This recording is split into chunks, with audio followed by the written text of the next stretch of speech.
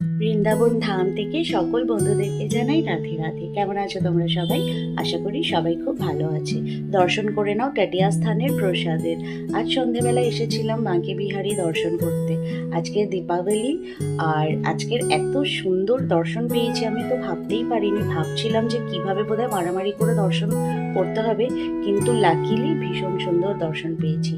আর যবে থেকে বৃন্দাবনে এসেছি তাতাই আর মিষ্টির খুব বায়না উঠেছে চাট পকোড়া খাবো আমরা। মা, বৃন্দাবনের চাট পকোড়া খুব ফেমাস, তাই একটা খুব ভালো দোকান দেখে একদম বাঁকে বিহারীর গলির ভেতরেই এই দোকানটা। আর এখানে নানান রকমের সেই যেগুলো বলে না আলু টিক্কি, আরও কি কি কচুরি, দই ফুচকা, হেনা তেনা সব।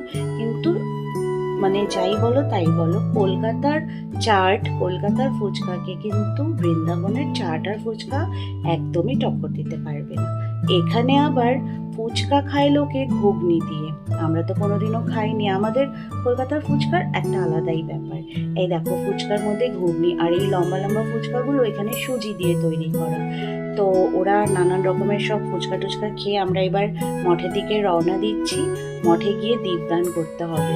আর রাস্তায় ভিড় দেখছো, আর পেছনে ওই যে লাইট দিয়ে যে বাড়িটা, হ্যাঁ এই বাড়িটা জানো কার? এটা আমাদের ইন্দ্রেশজির বাড়ি। তো ওনার বাড়ির সামনে দিয়েই যাচ্ছিলাম।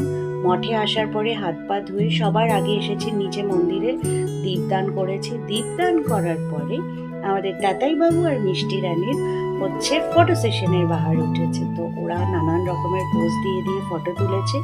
ফটো তোলার পরে এইবার আমরা একটুখানি বসবো, এখানে আরতি হচ্ছে। আরতির পরে আমরা রাত্রেবেলা প্রসাদ পাবো, প্রসাদ পেয়ে তারপরে আবার উপরে চলে যাব। মানে আজকে দিনের মতন আমাদের ঘোরাটোরা শেষ। তো কেমন লাগলো ভিডিওটা জানিও, ভালো লাগলে লাইক দিও।